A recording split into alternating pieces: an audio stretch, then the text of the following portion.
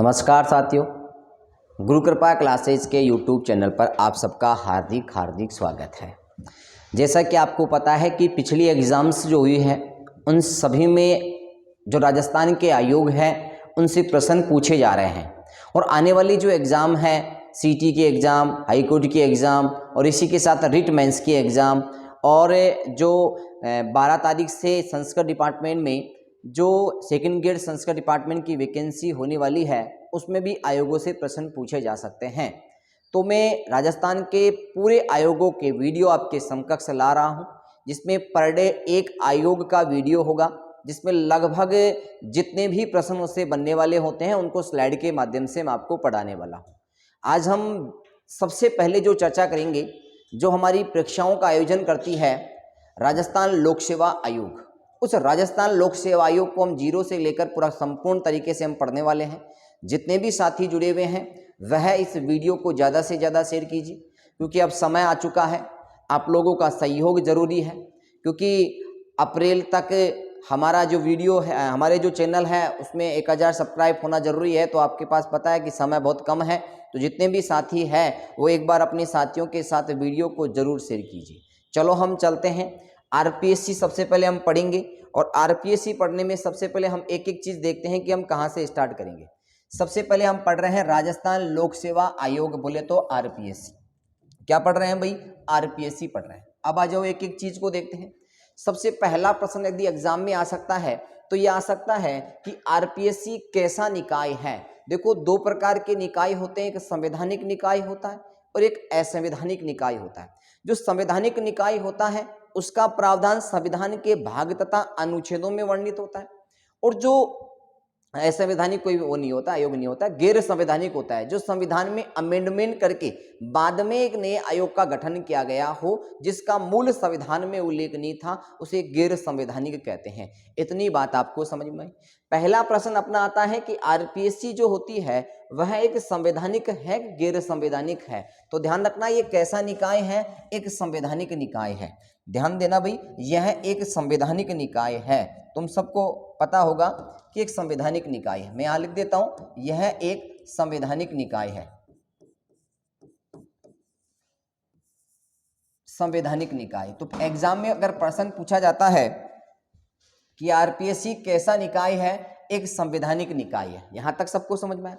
अब आरपीएससी का उल्लेख, सर आपने कहा था कि अगर कोई संवैधानिक निकाय होगा तो वह किसी भाग में तथा किसी अनुच्छेद में वर्णित होगा।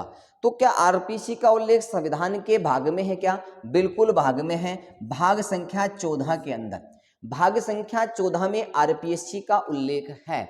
अब आप बात करते हैं अनुच्छेदों की कि सर अनुच्छेदों में भी आरपीएससी का प्रावधान है क्या? बिल्कुल। भारतीय संविधान के अनुच्छेद 315 से लेकर 323 तक के अनुच्छेदों में आरपीएससी, बोले तो लोक सेवा आयोग का प्रावधान किया गया है। तो आपसे पूछे लोक सेवा आयोग का प्रावधान संविधान के कौन से भाग में है? 14 में। कैसी निकाय है? संवैधानिक निकाय है। किन अनुच्छेदों में है? 315 से 323 तक। यहां तक समझ में आया। अब बात आती है कि गठन का प्रावधान, कि जो लोक सेवा आयोग है प्रांतों में तथा केंद्रों में, ध्यान रखना, एक तो संघ लोक सेवा आयोग होती है, एक राज्य लोक सेवा आयोग होती है और एक संयुक्त लोक सेवा आयोग होती है। संयुक्त जो लोक सेवा आयोग होती है वह 2 या 2 से अधिक राज्यों का एक लोक सेवा आयोग होता है, उसे संयुक्त लोक सेवा आयोग कहते हैं। और एक राज्य का एक होता है, उसे राज्य लोक सेवा आयोग कहते हैं। और पूरे देश का, जिसे हम यूपीएससी कहते हैं, संघ लोक सेवा आयोग। चलो, अब इसके लोक सेवा आयोग का जो प्रावधान लिया गया था, गठन का प्रावधान, वो कहां से लिया गया था? तो भारत शासन अधिनियम 1935 से। किससे लिया था भाई? भारत शासन अधिनियम 1935 से। भारत शासन अधिनियम 1935, भारत शासन अधिनियम 1935 से आरपीएससी, बोले तो लोक सेवा आयोग के गठन का प्रावधान किया गया था। यहां तक समझ में आया कि नहीं आया भाई केसर वाटियों? ठीक है। देखो कैसा निकाय है? संवैधानिक। गैर संवैधानिक निकाय नहीं है और असंवैधानिक कोई शब्द नहीं होता है। किस भाग में है? भाग 14 में। अनुच्छेद कौन से? 315 से 323 तक। गठन का प्रावधान भारत शासन अधिनियम 1935 से। अगर कोई प्रश्न मन में आ रहा हो तो कमेंट करके जरूर बता सकते हो। चलो भाई अगला, स्वतंत्रता से पूर्व। आप कह रहे हो सर लोक सेवा आयोग पढ़ा रहे हो, तो क्या स्वतंत्रता से पूर्व भी कोई लोक सेवा आयोग थे क्या? ध्यान रखना, स्वतंत्रता से पूर्व जो हमारा राजस्थान था उसमें 22 प्रांत थे। कितने प्रांत थे भाई? स्वतंत्रता से पूर्व राजस्थान में कितने प्रांत थे? 22 प्रांत थे। कितने प्रांत थे भाई? 22 प्रांत थे। उन 22 प्रांतों में से 3 जगह पर, कितनी जगह पर? 3 जगह पर क्या था? लोक सेवा आयोग था। अब कहाँ कहाँ था? एक तो था जोधपुर में, एक तो था आपके जोधपुर में, दिख रहा है सबको? ठीक है। और दूसरा था आपके जयपुर में। एक जोधपुर, दूसरा आपके जयपुर। चलो इसको तो मिटाता हूं मैं आपको। यहां जोधपुर हो गया, यहां आपके जयपुर हो गया, और तीसरा जो था वह था बीकानेर। तीसरा क्या था भाई? बीकानेर। अगर आपसे कोई पूछे कि स्वतंत्रता से पूर्व राजस्थान में कितने प्रांत थे? 22 प्रांत थे। और उन 22 प्रांतों में से कितनी जगह पर लोक सेवा आयोग थे? 3 में थे, जोधपुर, जयपुर और बीकानेर में। जोधपुर में जो लोक सेवा आयोग बना था वो कब बना था? ध्यान रखना, जोधपुर में 1939 में बना था। कब बना था भाई? 1939 में। जयपुर में 1940 में बना था और बीकानेर में 1946 में बना था। पूछा जा सकता है कि स्वतंत्रता से पूर्व राजस्थान में जो 22 प्रांत थे उन 22 प्रांतों का क्या एक लोक सेवा आयोग था क्या? नहीं था। 3 लोक सेवा आयोग थे, जयपुर, जोधपुर, जयपुर, बीकानेर। जोधपुर में गठन हुआ 1939, जयपुर में 1940 और बीकानेर में 1946। अरे सो गए कि समझ में आ रहा है? देखना ये प्रश्न आपके मिलने वाले हैं। आगे देखो, आरपीएससी के गठन का अध्यादेश कब जारी किया गया था? अगर गठन के अध्यादेश की बात करते हैं तो ये जारी हुआ था 16 अगस्त को। कब हुआ था भाई? 16 अगस्त 1949 को अध्यादेश जारी हुआ था। अगर आपसे पूछे कि आरपीएससी के गठन की उद्घोषणा अगर हम कहें अध्यादेश के रूप में उद्घोषणा हुई थी, वह 16 अगस्त 1949 को हुई थी। बोलो समझ में आया? एक एक चीज का कॉन्सेप्ट आपके मध्य में आपको क्लियर करने वाला हूं। कहीं भी आपको कोई दिक्कत आई तो बता देना भाई। चलो अगले प्रश्न में चलते हैं। विधिवत स्थापना कब हुई थी? अर्थात पूर्ण रूप से इसकी स्थापना हुई थी 20 अगस्त 1949 को। 20 अगस्त 1949 को इसकी विधिवत स्थापना हो गई थी। सर कहाँ हुई थी? यह हुई थी जयपुर में। कहाँ हुई थी भाई? जयपुर में। ये लो भाई, विधिवत स्थापना आरपीएससी की 20 अगस्त 1949 को जयपुर में। पूर्ण प्रभाव में कब आया था? कि अपना कार्य कब से प्रारंभ करने लग गया था? बोलो 3 चीज कॉन्सेप्ट आपको अगर आए। आरपीएससी की स्थापना की उद्घोषणा बोले तो अध्यादेश कब जारी हुआ था? 16 अगस्त 1949 को। आरपीएससी विधिवत रूप से स्थापित कब हो गई थी? 20 अगस्त 1949 को। सर कहाँ हुई थी? जयपुर में हुई थी। अरे समझ में आ रहा है कि नहीं आ रहा? चलो, पूर्ण प्रभाव में कब आई थी? कि आरपीएससी ने अपना पूर्ण प्रभाव कब जमा लिया था? तो ध्यान रखना 22 दिसंबर 1949 को। बोलो 3 डेट आपको समझ में आई। एक है 16 अगस्त, एक है 20 अगस्त और एक है 22 दिसंबर 1949 को विधिवत रूप से आ गई थी। बोलो समझ में आया? चलो अगली बात देखते हैं।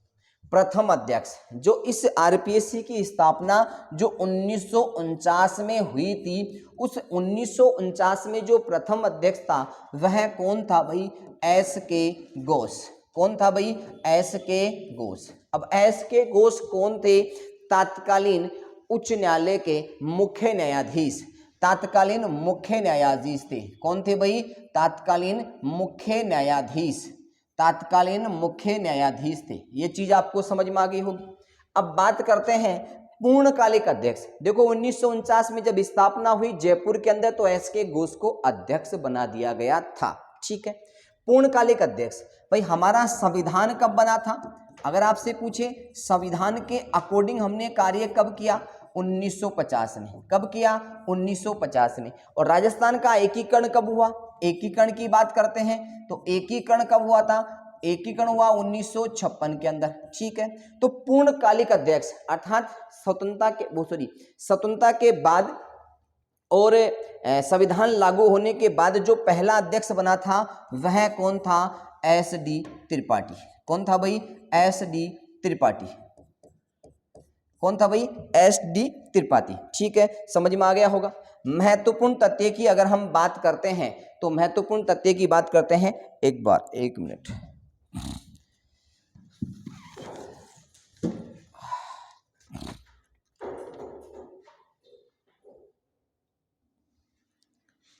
हाँ भाई, मूर्णकालिक अध्यक्ष कौन बन गया? S C Tripathi. डी नहीं आएगा भाई, एस सी त्रिपाठी, ध्यान देना भाई, ये थोड़ा सा मिस हो गया। एस सी त्रिपाठी, ये एस सी त्रिपाठी क्या बन गया? पूर्णकालिक अध्यक्ष। महत्वपूर्ण तथ्य की बात करते हैं तो जो आरपीएससी की स्थापना जयपुर में हुई थी, कहाँ हुई थी भाई? जयपुर में हुई थी। और जयपुर से अजमेर क्या कर दिया? स्थानांतरण। क्या कर दिया? अजमेर। कब किया? 1956 में। कब किया? 1956 में। कौन सी समिति? पी सत्यनारायण राव, पी सत्यनारायण राव समिति की सिफारिश पर। याद हो गया।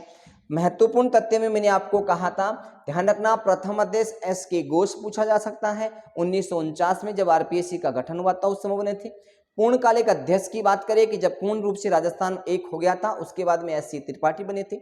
अगर बात करें महत्वपूर्ण तथ्य की कि जयपुर में स्थापना हुई थी, वर्तमान में अजमेर में है, तो अजमेर में कब स्थापित किया था? 1956 में। कौन सी समिति की सिफारिश पर? पी सत्यनारायण राव समिति के सिफारिश पर। चलो अगली बात चलते हैं। आरपीएससी की हम संवैधानिक स्थिति को देखते हैं तो आरपीएससी की संवैधानिक स्थिति में सबसे पहले आते हैं अनुच्छेदों की बात करते हैं। एक प्रांतों में अर्थात लोक सेवा आयोग के गठन का जो प्रावधान किया गया था वो किसमें किया गया था? 315 में। अर्थात राज्यों में एक लोक सेवा आयोग होगा, राज्यों में एक लोक सेवा आयोग होगा, राज्यों में एक लोक सेवा आयोग होगा। तो लोक सेवा आयोग के गठन का जो प्रावधान था वो किसमें था? 315 अनुच्छेद में था। अगर हम बात करें अनुच्छेद 316 के अंदर कि जो आरपीएससी के अध्यक्ष, आरपीएससी के अध्यक्ष तथा आरपीएससी के अध्यक्ष तथा सदस्यों की नियुक्ति तथा कार्यकाल,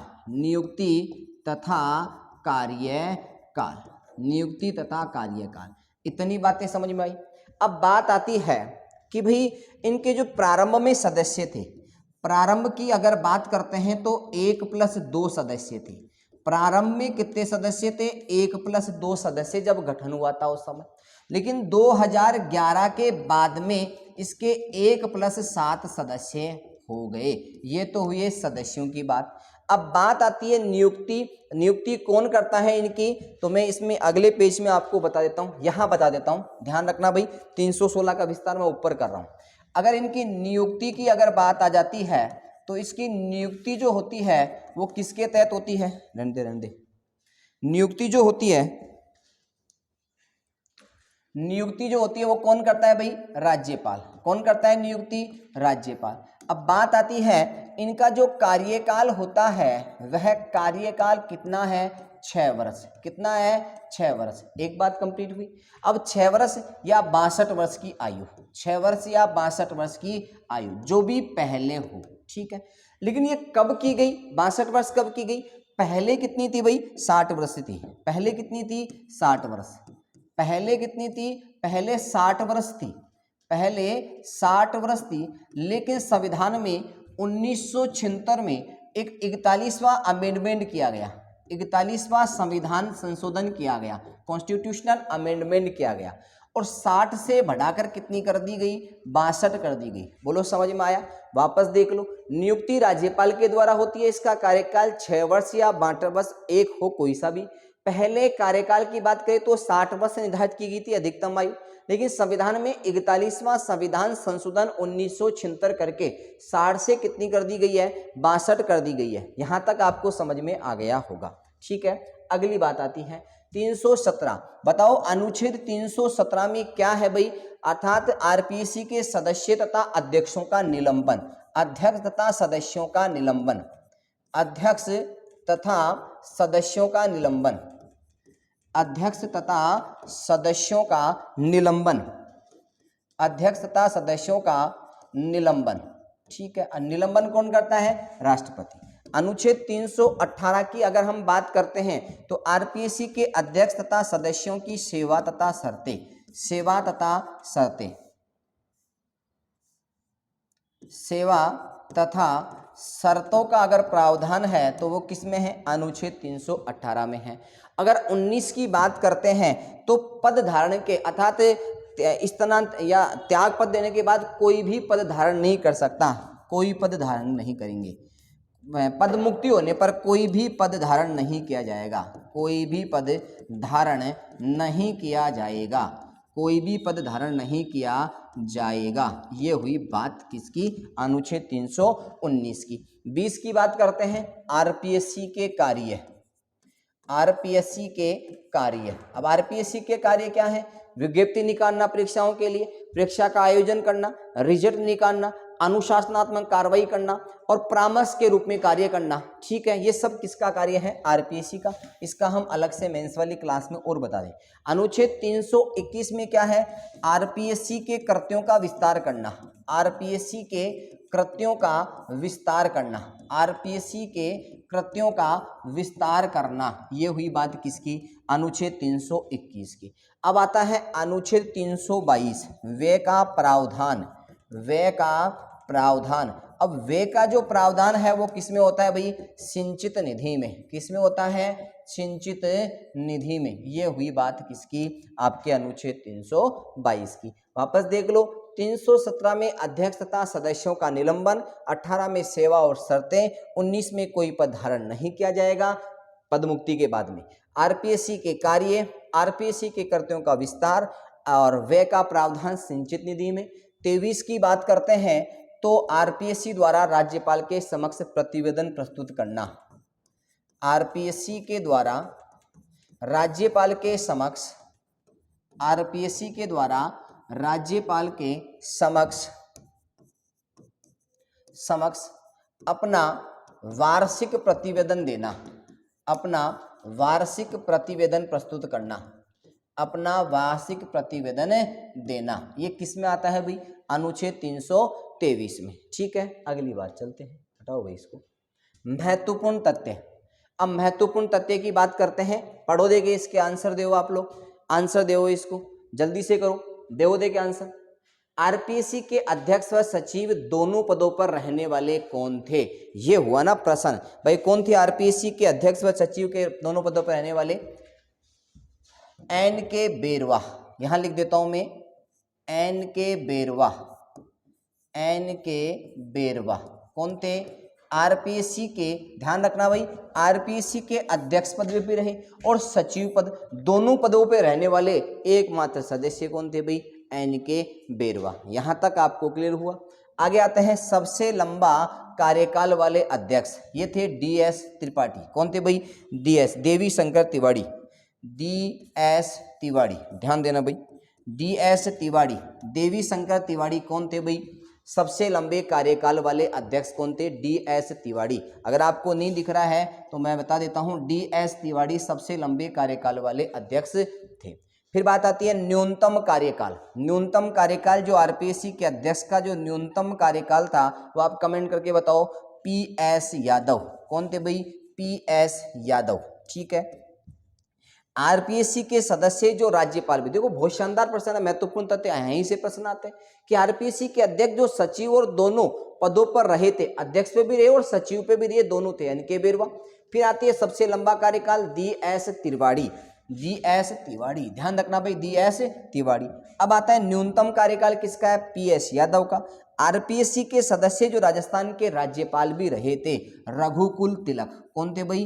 रघुकुल तिलक, ध्यान देना, ये भी प्रश्न आपके एग्जाम में आ सकता है। रघुकुल तिलक जो थे वह क्या थे? आरपीएससी के ऐसे सदस्य जो बाद में क्या रहे थे? राज्यपाल भी रहे थे। चलो अगला प्रश्न, आरपीएससी के अध्यक्ष। यहां प्रश्न देखना भाई, ये क्या पूछ रहा है? अध्यक्ष जो लोकसभा सदस्य भी रहे थे वो कौन थे भाई? सीआर चौधरी। कौन थे? सीआर चौधरी। यह भी प्रश्न बहुत इंपॉर्टेंट है। सीआर चौधरी ऐसे थे अध्यक्ष जो लोकसभा के सदस्य भी रहे थे। तो आरपीएससी के अध्यक्ष, सॉरी, आरपीएससी के अध्यक्ष जो लोकसभा के सदस्य भी रहे थे, कौन थे? CR चौधरी।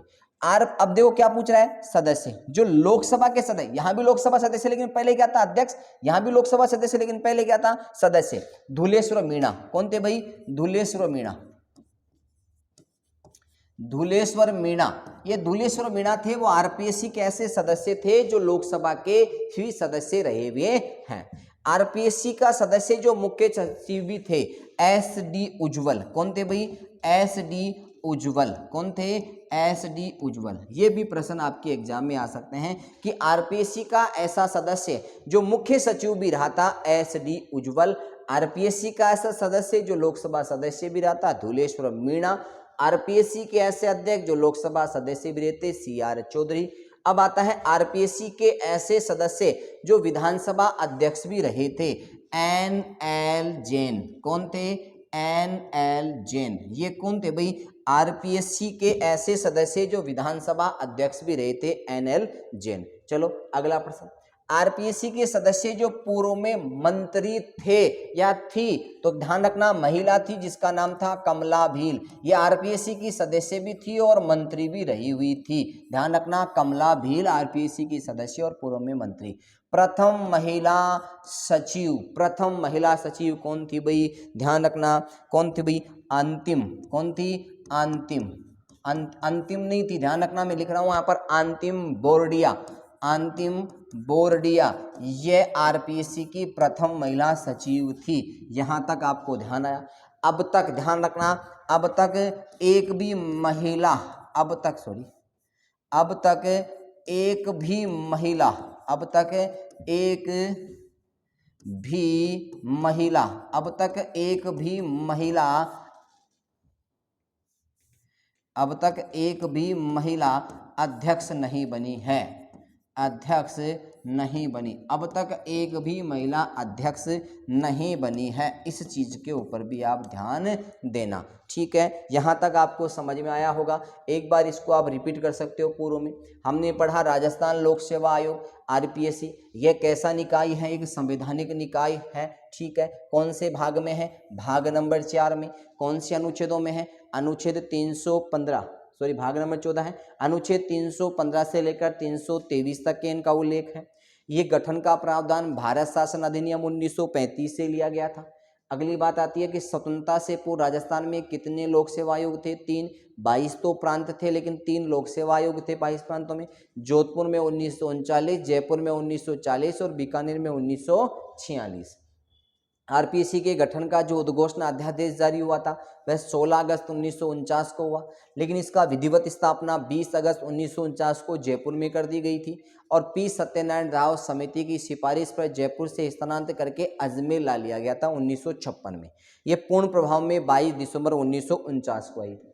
प्रथम अध्यक्ष इसके 1949 में जब स्थापना हुई इस समय SK घोष थे, लेकिन जो पूर्णकालिक अध्यक्ष की बात करें कि राजस्थान एक संगठित हो गया था, संविधान भी लागू हो गया था, उसकी बात करते हैं पूर्णकालिक अध्यक्ष तो SC त्रिपाठी था, ठीक है? महत्वपूर्ण तथ्यों की हम बात करते हैं, मैंने आपको बता दिया अजमेर से जयपुर स्थानांतरण जयपुर से अजमेर स्थानांतरण पी सत्यनारायण राव समिति की सिफारिश पर 1956 में किया गया था। इसकी संवैधानिक स्थिति देखते हैं तो अनुच्छेद 315 में एक लोक सेवा आयोग होगा। अनुच्छेद 316 में आरपीएससी के अध्यक्ष सदस्यों की नियुक्ति तथा कार्यकाल की बात कही गई है। प्रारंभ में 1+2 सदस्य थे, 2011 से 1+7 सदस्य हो गए हैं। नियुक्ति राज्यपाल के द्वारा की जाती है। इनके कार्यकाल 6 वर्ष तथा 62 वर्ष जो भी अधिक हो। पहले 60 वर्ष थी लेकिन संविधान में 41वां संविधान संशोधन करके इसकी 60 से बढ़ाकर 62 वर्ष कर दी गई। देखो आपको इतना शानदार मैटर मिलने वाला है। अब आप, मैं कह रहा हूँ इतना विश्वास के साथ, कोई भी राजस्थान की एग्जाम और मैंने जो बता दिया आरपीएससी के बारे में उससे बाहर कोई क्वेश्चन आते हैं तो मुझे आप मैसेज करो कि हाँ सर आपके पढ़ाई में से प्रश्न आए। हाँ, कार्यों की बात करूंगा, कार्य पूछा जा सकता है कि इनमें से आरपीएससी का कार्य है या नहीं है, तो ध्यान रखना नियुक्ति देना आरपीएससी का कार्य नहीं होता है। ज्यादातर यही प्रश्न ऑप्शन में आएगा, इसको काट देना, ठीक है? आगे की बात हम करते हैं। आगे है कि 317 में अध्यक्ष व सदस्यों का निलंबन होता है। 318 में अध्यक्ष व सदस्यों की सेवा तथा शर्तें होती है। 19 में बात करते हैं कि कोई पद धारण नहीं करेगा स्थानांतरण के बाद में। अब बात आती है कि 320 में आरपीएससी के कार्य होते हैं। यहां आपको ध्यान रखना आरपीएससी की जो कार्य होते हैं वो 320 के अंतर्गत होते हैं। चलो भाई आगे की बात करते हैं। 321 आरपीएससी की जो करते होते हैं उनको विस्तार से वर्णन किया गया है 321 में। इसका विस्तार से वर्णन मैं क्लास में आपको बता चुका हूं। अनुच्छेद 322 में जो व्यय का प्रावधान है सिंचित निधि के तहत, ये भी आपका पूछा जा सकता है। और 323 जो है उसमें क्या पूछेगा, राज्यपाल के समक्ष आरपीएससी द्वारा राज्यपाल के समक्ष एक प्रतिवेदन प्रस्तुत किया जाता है, वार्षिक वेतन प्रस्तुत, जिसे वार्षिक रिपोर्ट कहते हैं। तो ध्यान रखना कौन से आर्टिकल के तहत, 323 के तहत। अब आती है महत्वपूर्ण तथ्यों की बात कि आरपीएससी के ऐसे सदस्य, ऐसे व्यक्ति जो अध्यक्ष और सचिव दोनों पदों पर रहे थे, वो थे एन.के. बेरवा। कौन थे? एन.के. बेरवा। आरपीएससी के सबसे लंबे कार्यकाल वाले अध्यक्ष कौन थे भाई? डी.एस. तिवारी। कौन थे? डी.एस. तिवारी। न्यूनतम कार्यकाल पी.एस. यादव। आरपीएससी के सदस्य जो राजस्थान के राज्यपाल भी रहे थे, रघुकुल तिलक। आगे आता है आरपीएससी के अध्यक्ष जो लोकसभा सदस्य भी रहे थे, सी.आर. चौधरी। कौन थे भाई? लोकसभा। आरपीएससी के अध्यक्ष पूछ रहा हूं मैं, जो लोकसभा के सदस्य रहे थे वो थे सी.आर. चौधरी। आरपीएससी के सदस्य जो लोकसभा सदस्य भी रहे थे, धुलेश्वर मीणा। आरपीएससी का सदस्य जो मुख्य सचिव भी रहा था, एस.डी. उज्जवल। जो आरपीएससी का सदस्य जो विधानसभा अध्यक्ष भी रहा था, एन.एल. जैन। आरपीएससी के सदस्य जो पूर्व में मंत्री रही थी, कमला भील। प्रथम महिला सचिव अंतिम बोरडिया। अब तक एक भी महिला अध्यक्ष नहीं बनी है। आपको अगर वीडियो पसंद आया तो लाइक और शेयर जरूर कीजिए और सब्सक्राइब भी कीजिए। ठीक है, धन्यवाद।